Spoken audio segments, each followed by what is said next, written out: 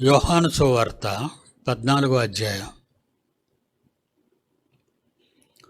యోహాను సువార్త 14వ అధ్యాయం 30వ వచనం 31వ వచనం. యేసుప్రభు వారు ఎక్కువసేపు తన శిష్యులతో విశ్రాంతి దొరికినప్పుడల్లా ఎక్కడో ఒక చోట వాళ్ళ ప్రశ్నలు, యేసు సమాధానాలు, లోకంలో అప్పటికి వాళ్ళు జీవిస్తున్నారు కనుక వాళ్ళకు వచ్చిన సందేహాలను ఆయన ఎప్పటికప్పుడు తీర్చుతూ వస్తున్నాడు. కారణం కేవలం యేసు ఉండేది 30 ఏళ్ళు మాత్రం, 3 ఏళ్ళు మాత్రమే. 30 ఏళ్ళు ఇంటి దగ్గరే ఉన్నాడు యేసుప్రభు. మిగిలిన 33 ఏళ్ళు అపోస్తలులతో, శిష్యులతో ఉండేవాడు. అలా ఉన్నవాడు పనికిరాని విషయాలు మాట్లాడకుండా వాళ్ళకున్న సందేశాత్మకమైన ప్రశ్నల్ని ప్రసన్నబాబు గారు ఎలాగైతే మీకు వాటిని తీర్చుకుంటూ వస్తున్నారో అదేవిధంగా ప్రభువు కూడా శిష్యులకు చెప్పుకుంటూ వస్తున్నాడు. ప్రభువు ఎక్కడ మాట్లాడుతున్నాడో, ఎవరితో మాట్లాడుతున్నాడో, ఏం మాట్లాడుతున్నాడో దీనంతటిని కూడా లోకాధినేత కోట్లాది మనుష్యులను పాపంలో ముంచి దేవుని వాక్యం అంటే విలువ తెలియని వారుగా ఉంచి విన్న వాక్యాన్ని వారి బుర్రలో ఉండకుండా చేసి వాడు రాజ్యం వెళ్తున్నాడు. మీకు తెలుసు మరి నిన్న ఈ సంఘాన్ని ఎలా పరిపాలించాడో. ఆయన మాటలు వినకుండా, మీ జ్ఞాపకాల్లో లేకుండా, మీరు ఇంటి దగ్గర చదవకుండా కుటుంబ విషయాలు, ఇంటి విషయాలు, బంధువుల విషయాలు, రోగాల విషయాలు, పండగల విషయాలు, పెళ్ళిళ్ళు, ప్రధానాలు, ఇలాంటివన్నిట్లో మిమ్మల్ని ముంచేసి అప్పుల పాలు చేసేసి దేవుడే మిమ్మల్ని ఇలా చేశాడని మీకు నేర్పించి మిమ్మల్ని దేవుని సన్నిధికి రాకుండా దూరం చేస్తుంది. మరి మీరు గమనించాలి, ఈ టెక్నిక్స్ అన్నీ మీకు తెలియకపోతే మీరు దేవునిలో ఎదగడం కష్టం. కేవలం మీరు ఎక్కువ మంది ఆదివారపు ఉదయము క్రైస్తవులు, అది మీకు పేరు పెట్టాను. ఆదివారం వచ్చేవాళ్ళు కేవలం ఆదివారం ఉదయం వచ్చేవాళ్ళు ఆదివారము ఉదయపు ఆరాధనకు వచ్చిన క్రైస్తవులు. అందులో 4 భాగాలు, మొత్తం మనం 4 భాగాలు చేస్తే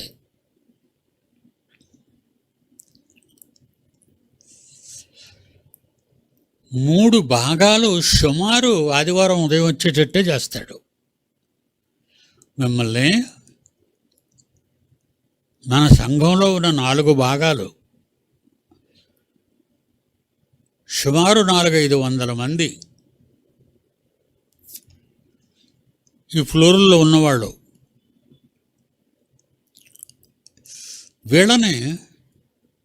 వీళ్ళల్లో 3 వంతుల మందిని, 3.5 వంతుల మందిని ఆదివారం ఉదయానికి అలవాటు చేశాడు. మీరు మిగిలిన రోజులకి మీరు రారు.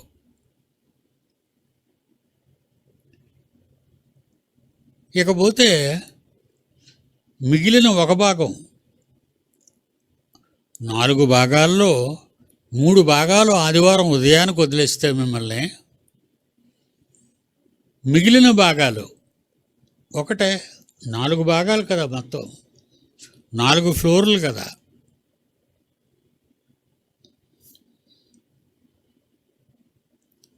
మిగిలిన భాగం 50, 60. ఈ 500 మందిలో 50, 60 వీళ్ళు శనివారం మధ్యాహ్నం 2 గంటలకు అలవాటు పడిన వాళ్ళు.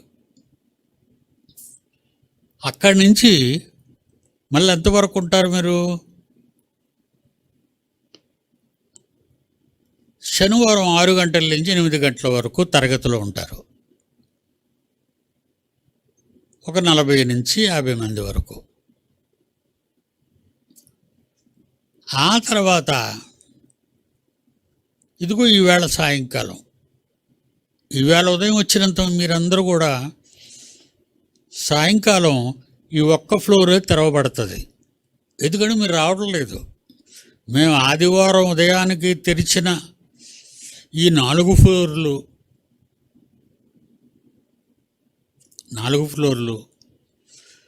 ఆదివారం ఉదయానికి వస్తారు, అన్నీ నింపేస్తారు. ఇప్పుడు అయిపోయిన తర్వాత ఇంకా ఒకే ఒక క్లాస్ ఉంటుంది, 2 hours క్లాస్. ఈ 2 గంటల క్లాసులో దేవుని వాక్యాన్ని వినడానికి మళ్ళా 400-500 వస్తారు. కేవలం 100 మంది లోపు. అంటే మిమ్మల్ని ఎలా మార్చేసింది? మీకెంత చెప్పినా మీరు వినరు కదా. నిన్న ఒక శిక్ష వేశాను.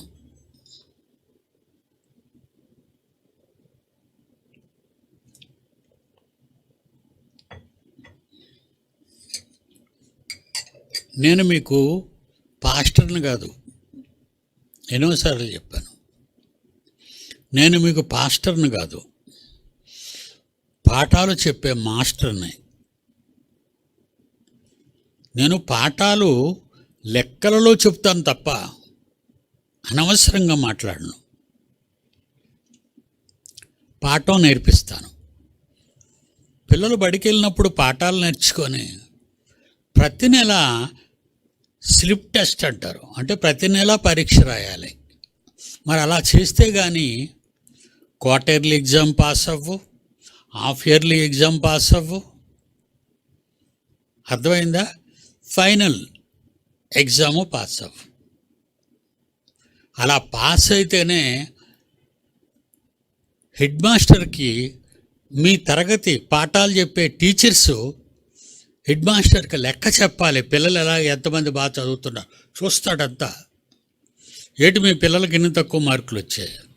మీరు పాఠాలు చెప్పటం లేదా, వాళ్ళు పాఠాలు వినటం లేదా, లేక బడికి రావటం లేదా? ఇవన్నీ ఇన్స్పెక్షన్ చేస్తాడు. వీళ్ళందరి మీదకు ఒక డిఈఓ ఉంటాడు, డిస్ట్రిక్ట్ ఎడ్యుకేషనల్ ఆఫీసర్. ఆయన సంవత్సరానికి ఒకసారి వస్తాడు మీ దగ్గరికి చెక్ చేయడానికి. మీలో పాఠాలు ఎలా చెప్తున్నారా లేదా, పిల్లలు బాగా నేర్చుకుంటున్నారా లేదా. కేవలం లోకంలో జానుడు పొట్టకు అంత కూడుబెట్టడానికి ఈ చదువులన్నీ, కోటి విద్యలు కూటి కోసం. ఏమంటారు మన పూర్వీకులు? కోటి విద్యలునట కూటికట.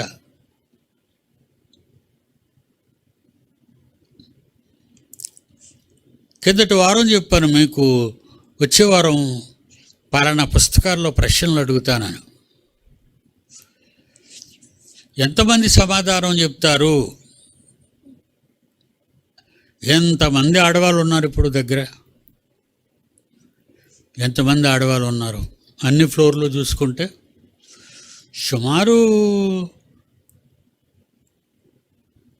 250 మంది లేకపోతే 300 మంది ఆడవాళ్ళు ఉంటారు. ఎందుకంటే భక్తికి పాపం ఏదో వాళ్ళ దయ దేవుడి మీద. ఒక 200 మంది వస్తారు ఆదివారం ఉదయం. నిన్న నేను ప్రశ్నలు అడుగుతాను రండి అంటే చాలామంది ఎగ్గొట్టేశారు. ఎందుకంటే మమ్మల్ని అడుగుతారు, మాకు రాదు అంటే. రాదు అని ఎందుకు డిసైడ్ చేసేసుకున్నారంటే వాళ్ళు ఏమీ చదవలేదు, వాళ్ళకి ఏమి రాదు. మరి వింటారా అంటే వింటారు, కానీ బుర్రకెక్కదు, బుర్రకి ఎక్కదు. అందుకే నిలబెట్టి అమ్మా నువ్వు చెప్పగలవంటే ఇలాగంటది. నేను చెప్పను, ఎవరితో చెప్పుకుంటో చెప్పుకొని, అది వాళ్ళ అర్థం. మేము చెప్పము, నువ్వెవరితో చెప్పుకుంటావో చెప్పుకో. నేను ఎవరితో చెప్పుకుంటాను? నా దేవుడితో చెప్పుకుంటాను. నేను వార్నింగ్ ఇస్తూనే ఉన్నాను చాలా రోజులుగా. నేను అడిగినప్పుడు మీరు చెప్పకపోతే నేను ఎందుకు చెప్పాలి మీకు? మీరు వినకపోతే, నేర్చుకోకపోతే నేను ఎందుకు మీకు చెప్పాలి? కనుక మానేస్తాను సుమా, జాగ్రత్తగా ఉండండి అన్నాను. నిన్న ఈ 250 మంది ఆడవాళ్ళల్లో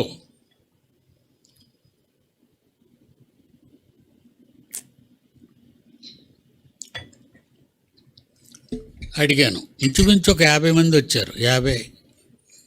50 మంది వరకు వచ్చారు ఆడపిల్లలు. అమ్మ మీలో ఎంతమంది నేను అడిగిన ప్రశ్నలకు జవాబు చెప్పగలరని సిద్ధపడ్డారో వాళ్ళు యువతల పక్క వచ్చి ముందు కుర్చీల్లో కూర్చున్నాను. నిన్న కూడా ఇంత జనమే ఉన్నారు ఆడవాళ్ళు. 4వ ఫ్లోర్లో ఉన్న జనం ఎంత ఉన్నారో అంత జనమే ఉన్నారు, సగానికి సగం. వీళ్ళందరిలో 4 వచ్చారండి ఇటు. ఎంతమంది వచ్చారు చెప్పడానికి? 4. వీళ్ళని కూడా ప్రశ్నలు అడిగితే ఎంతమంది చెప్తారో నాకు తెలీదు. నాకు ఇక తట్టుకోలేకపోయాను. ఎందుకు నేను చెప్పాలి ప్రతి శనివారం, ప్రతి ఆదివారం? ఎందుకు ఈ క్లాసుల్లో నేను మాట్లాడాలి? 76 సంవత్సరాలు నాకు గొంతు ఉండాలి, అలసట ఉండకూడదు, నేను సిద్ధపడాలి, నేను కూడా నేర్చుకోవాలి మీకు చెప్పాలంటే. మరి నేను పడిన కష్టం అంతా మీరు వ్యర్థం చేస్తున్నారు కనుక నన్ను వెళ్ళిపోమంటారా? ఇంకెందుకు మీకు చెప్పటం? నన్ను వెళ్ళిపోమంటారా అనగానే మౌనం అంగీకారానికి సూచన. నిశ్శబ్దంగా ఉన్నారంటే తమరు వెంటనే వెళ్ళిపోవచ్చు అని. వాళ్ళు నాకు ఇచ్చిన సమాధానం ఏంటి? ఆడవాళ్ళు మీరు వెళ్ళిపోవచ్చు అని చెప్పలేదు, కానీ నిశ్శబ్దంగా ఉన్నారు. నేను లేచి వెళ్ళిపోయాను. పాఠం చెప్పలేదు. ఎందుకు చెప్పడం? ఎందుకంటే వీళ్ళు దాని స్వాధీనంలోకి వెళ్ళిపోయారు. ఎవరో వాళ్ళ తండ్రి ఎవడో, వాడు సాతానుగాడు, వాడి స్వాధీనంలోకి వెళ్ళిపోయారేమో. వెళ్ళలేదు. యేసుప్రభు అంటున్నాడు ఇక్కడ మాట్లాడుతూ, చూడండి యోహాను 14:30-31. యేసుప్రభు శిష్యులతో అంటున్నాడు, ఇకను మీతో విస్తరించి మాట్లాడను, నేను విస్తరించి మీతో మాట్లాడను. ఎందుకంటే మీ జనకుడు వస్తున్నాడు. మీ జనకుడు ఎవరో? లోకాధికారి, దయ్యం, లోకాన్ని మోసగిస్తూ తిరుగుతున్నది. అది వస్తుంది. చూడండి ఏమంటున్నాడు, ఇకను మీతో విస్తరించి మాట్లాడను. ఈ లోకాధికారి వచ్చుచున్నాడు, మన దగ్గరికి వచ్చేస్తున్నాడు. ఇప్పుడు నేను మీకేదో చెప్పేస్తానని, మీరేదో విని బాగుపడిపోతారని, నేను మీకు మంచి వాక్యం చెప్పేస్తానని, మీరు ఒకవేళ వింటే మారిపోతారని. అందుకే వాడు పాడు చేయడానికి మీ మధ్యకు వచ్చేస్తున్నాడు. కరెక్ట్గా ఉంది చూడండి అక్కడ. అయినను నేను తండ్రిని ప్రేమించుచున్నానని తెలుసుకున్నట్లు తండ్రి నాకు ఆజ్ఞాపించినది నేను నెరవేర్చుటకు నేను ఇలాగూ చేయుచున్నాను. లెండి ఇక్కడ నుండి వెళ్ళుదాము, పదండి ఇక్కడి నుంచి వెళ్ళిపోదాం. వాడు వచ్చాడంటే మిమ్మల్ని అందరినీ పాడు చేస్తాడు నా దగ్గర వండుకుంటా. అది నిన్న నాకు ఎదురయ్యిందండి. అది నిన్న నాకు ఎదురయ్యింది.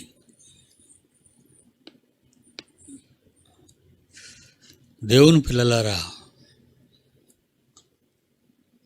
ఎంతగా దేవుని పని మనం చేసినా, మేము చెప్పిన యేసు లాంటి ఆయనే వస్తున్న దానికి మీ గురించి భయపడి ఆయన భయపడ్డం కాదు, ఆ వచ్చే సాతాను చూసి మిమ్మల్ని ఎక్కడ ఎత్తుకుపోతాడో అనే భయంతో ఆయన లెండి లెండి లెండి లెండి ఇక్కడ నుండి వెళ్ళిపోదాము.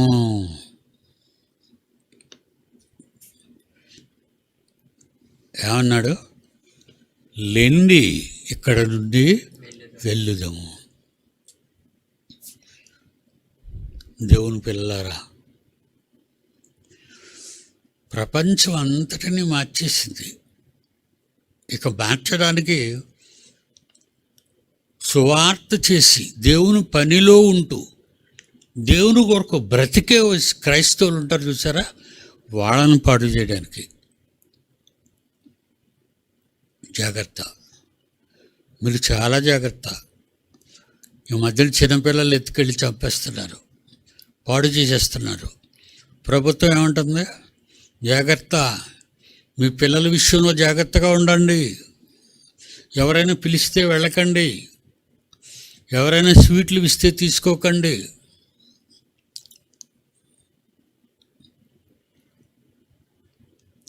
చిన్నపిల్లలు రేప్ చేస్తున్నారు, తర్వాత చంపేస్తున్నారు. మీ పిల్లల విషయంలో జాగ్రత్త పడాలి మీరు.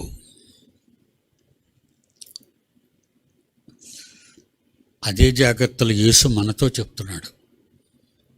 మీరు జాగ్రత్త, ఆడొస్తున్నాడు, పదండి, మనం వెళ్ళిపోతాం, ఎక్కడొద్దు. మన గురించి భయపడి అంటున్నాడే తప్ప ఆయనేం భయపడ్డం లేదు. ఎందుకంటే కొండ మీదకి వెళ్ళి ఆయన పడగొట్టాలనుకుంది. యేసుప్రభుని కొండ మీదకి తీసుకెళ్ళి పడగొట్టాలనుకుంది యేసుప్రభు. నువ్వు దేవుని కుమారుడు అయితే కిందకు దూకే. ఆయన దేవుని కుమారుడు కాదా? దీనికి తెలీదా? యేసు దేవుని కుమారుడు కాదా? సాతానుకు తెలీదా? తెలుసు. కానీ రెచ్చగొడుతుంది ప్రభువుని దాని మాట వినాలని. తర్వాత ఏముంది? ఈ రాళ్ళు రొట్లుగా చేసుకు తినండి. ఎందుకు ఊరికే కడుపు మార్చుకొని కొండకి ప్రార్థన చేస్తున్నావు అని యేసుప్రభుని అంటుంది. లోకాసువార్త 4 కానీ మత్తయి సువార్త 4 కానీ మీరు ఇంటికి వెళ్ళి చదవండి.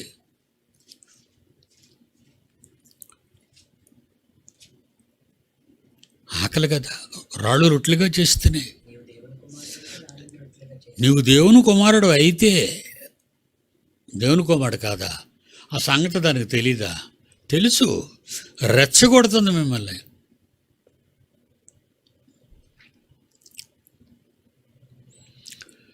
ఆడపిల్లలందరూ, నేను ఇంటికి వెళ్ళిపోయానండి, బట్టలు మార్చేసుకున్నాను, సోఫాలో కూర్చున్నాను. ఆడపిల్లలందరూ వచ్చారండి. అందరూ నాకు మాట ఇచ్చారండి. మగపిల్లల్లో ఒక్కడు కూడా రాలేదండి. వీళ్ళు పెద్ద దొంగలండి. మగపిల్లలు పెద్ద దొంగలు. ఆడవాళ్ళకైనా కాస్త జాలి దేవుడి మీద, దయ్యాని వాక్యం మీద అభిమానంతో మీరు చెప్పకపోతే ఎలా డాడీ మేమేమైపోతాం డాడీ అని కన్నీరు కార్చిన వాళ్ళు ఇందులో ఆడవాళ్ళు ఉన్నారు. కానీ మగవాళ్ళు మా డాడీ వెళ్ళిపోయాడు మనకు సెలవు అనుకొని, చూసారా, టీచర్ ఈవేళ రాదురా మీరు ఆడుకోండి పీరియడ్ అంటే ఎలా పారిపోతారు? పెద్ద కేకలేసుకొని. అలా దిగిపోయారండి మెట్లు, వాళ్ళు కేకలేసుకొని. మహాభక్తులు ఒక్కొక్కడు ప్రసంగానికి తగులుకున్నాడంటే గంట వదలడు. మగాళ్ళలో యూత్ మీటింగ్ జరుగుతుంది. యూత్ మీటింగ్ని క్యాన్సిల్ చేయగానే నా వెనకతలు పడ్డారండి. ఎందుకు పడ్డారు? యూత్ మీటింగ్ కోసం నా వెనకాతలు పడి మా యూత్ మీటింగ్ మళ్ళీ జరుపుకుంటామండి, అనుమతి ఇవ్వండి అని ఏడ్చినోళ్ళు 1 వీక్ ఏడిపించారండి వాళ్ళ. ఏడ్చినోళ్ళు నిన్న అమ్మమ్మమ్మ మీరు ఎలా మానేస్తే ఎలాగ మేము చెప్తామండి డాడీ మేము చెప్తాం అనడానికి బదులు ఓ అనుకొని కేకలేసుకొని దిగిపోయారు మెట్లు. టపా టపా టపా టపా బయటికి వెళ్ళిపోయారు అంతే. ఆహా, ఎంత చక్కటి విద్యార్థులరా మీరు, ఎంత చక్కటి పిల్లలు, భక్తి కలిగిన పిల్లలు, దొంగ సన్నాసులు. మరలా చెప్తున్నాను, నేను మీకు మాస్టర్ని కాదు, వాక్యానుసారము కన్నాను. ప్రతి మీటింగులోనూ ప్రతి గంట అరగంట జీవం అనే దేవుని వాక్యాన్ని పోసి మిమ్మల్ని బతికిస్తున్నాను. నేను ఇవ్వాలి ఆ జీవాహారం ఇదిగో చెప్పి, మీరు మారటం లేదు, గెంతుకొని వెళ్ళిపోయారు. వీళ్ళు వెళ్ళిపోయినందుకు తగిన శిక్ష వీళ్ళకి భవిష్యత్తులో తప్పనిసరిగా వేస్తాను. చర్చికి రాకపోయినా పర్వాలేదు, మిమ్మల్ని చర్చికి రండి అని ఎవరో పిలిస్తే అది తప్పు. నేను అసలే పిలవను వాళ్ళ. పిల్లలు మీ పిల్లల్ని మా బడికి పంపండి అని అందరు అడగరు. పెద్ద పెద్ద స్కూల్లో సీట్లు దొరకాలంటే మనం వెళ్ళి కలవాలి అల్ల పెద్దోళ్ళని. మరలా మిమ్మల్ని చేర్చుకోవడం అసంభవం అయిపోద్ది. ఒకసారి నేను మిమ్మల్ని బయటికి తోసేసానా, ఎందుకంటే వినని మీకెందుకు వాక్యం చెప్పడం, వినని మీరెందుకు దేవుడి దగ్గరికి రావడం.